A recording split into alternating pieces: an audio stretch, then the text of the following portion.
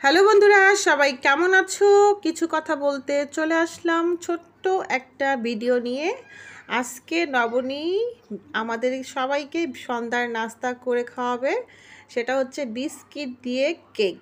তো বিস্কিট দিয়ে কেক খেতে কিন্তু ভালোই লাগে। তো এই হচ্ছে নবনী কেক তৈরি করে ফেলছে। ভিডিওটার সঙ্গেই থাকুন, সব কিছুই দেখতে পাবেন কি কি দিয়ে আমি বিস্কিট দিয়ে কেক তৈরি করি, মাঝখানে কোন জিনিসটা দিতে ভুলে যাই। তো যাই হোক, যেটা বলার জন্য চলে আসলাম সেটা হচ্ছে শিক্ষা জাতির মেরুদণ্ড। এটা আমরা সবাই কম বেশি সবাই জানি। তবে একটা জিনিস হচ্ছে, প্রাথমিক যে শিক্ষাটা আমরা পাই সেটা হচ্ছে মার কাছ থেকে পাই। আর মা যদি শিক্ষিত হয় তাও পাই, নাও শিক্ষিত হলে তাও পাই। তো যাই হোক, প্রাথমিক যে শিক্ষাটা সেটা কিন্তু আমরা ঘর থেকেই পেয়ে থাকি। আর দ্বিতীয়ত আমরা যেটা সম্পূর্ণ একটা সার্টিফিকেট জ্ঞান অর্জন করার জন্য কিন্তু আমরা শিক্ষকের কাছ থেকেই শিক্ষাটা অর্জন করতে পাই। আর সেই শিক্ষককে যদি আমরা অসম্মান করি তাহলে কিন্তু দুঃখের কোনো সীমা থাকে না। তো যাই হোক, আমার প্রথমত কথা হচ্ছে যে শিক্ষক সে শিক্ষকই, সে কিন্তু সব সময় মঙ্গলের উদ্দেশ্যেই তার ছাত্রকে পড়ানোর চেষ্টা করে এবং ছাত্ররা তা গ্রহণ করার চেষ্টা করে। কিন্তু আজকাল যা দেখতে পাচ্ছি যে শিক্ষকদের অপমান করার সীমা নাই। এত পরিমাণ শিক্ষকদের অপমান করছে যেটা আমরা কখনোই সহ্য করার মতো না। বিশেষ করে আমি একদমই সহ্য করতে পারছি না, কারণ আমরা শিক্ষককে শ্রদ্ধা করব, ভালোবাসবো, এটাই কিন্তু মূল উদ্দেশ্য কিন্তু এটাই। আর তাদের কাছ থেকে আমরা যা অর্জন করব ওটাই হচ্ছে শিক্ষা। তো অবশ্যই একটা শিক্ষককে আমাদের সম্মান জানানো উচিত, ভালোবাসা উচিত। কারণ আমি যখন স্কুলে ছিলাম কম বেশি সবাই আমাকে চিনতো, কেননা আমি খেলাধুলায় ভালো ছিলাম, সব কিছুতেই অংশগ্রহণ করতাম।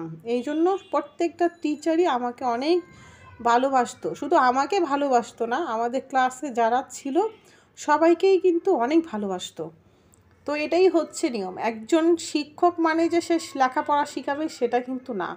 একজন শিক্ষক মানেই কিন্তু তার ভালো একজন বন্ধু।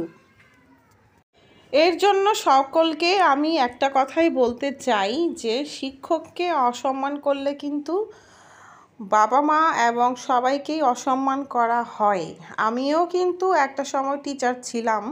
আমার ছাত্রছাত্রীরা কখনোই আমার সঙ্গে কখনো খারাপ ব্যবহার করে নাই বা করার কোনো সুযোগই পায় নাই, কারণ ওদের সঙ্গে আমার ফ্রেন্ডশিপটা ছিল। কারণ ওদেরকে আমি যেভাবে ভালোবাসতাম ওরা কখনোই মনেই করে নাই যে আমি তাদের টিচার। আর এখন আমি এটাই গর্ববোধ করি যে আমার ছাত্ররা এখন ঢাকা ইউনিভার্সিটিতে পড়ে, বড় বড় ইউনিভার্সিটিতে পড়ে এবং খুবই ভালো একটা পর্যায়ে ওরা আছে। আশা করছি কয়েকদিন পরে ওরা জব করবে। আবার শুনছি যে ওরা টিউশনি করে। আসলে এটাই হচ্ছে সবচাইতে থেকে বড় কথা। একটা টিচার যখন তার ছাত্রের কথা শুনে যে তার ছাত্র এইরকম কাজ করছে, তাহলে কিন্তু তাদের আনন্দটা অনেক বেড়ে যায় এবং প্রশংসাটা কিন্তু সবার মাঝেই করা যায়। তো এই জন্যই আমি বলবো প্রত্যেকটা টিচারকেই সম্মান করা আমাদের একদম অনেক অনেক অনেক অনেক দরকার। যা আমরা একজন ভালো মানুষের নাম সবসময়ই আমরা মনে রাখবো। কেননা ভালো মানুষ হওয়া, ভালো মানুষ গড়ে ওঠা কিন্তু একদম সহজ না, অনেক কঠিন একটা কাজ। বুদ্ধি দেওয়ার অনেক মানুষ আছে, কিন্তু সঠিক বুদ্ধি দেওয়ার মানুষ কিন্তু খুব কমই পাওয়া যায়। এই জন্যই টিচারদের সঙ্গে ভালো ব্যবহার করাটাই কিন্তু উত্তম কাজ।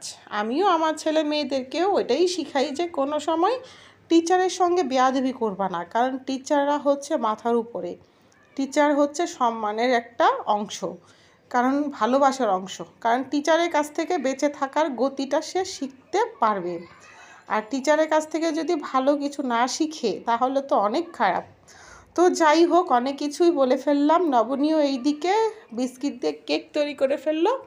দুঃখের বিষয়, কেক তৈরি করার সময় কিন্তু আমরা বেকিং পাউডারটা দিতে ভুলে গেছিলাম।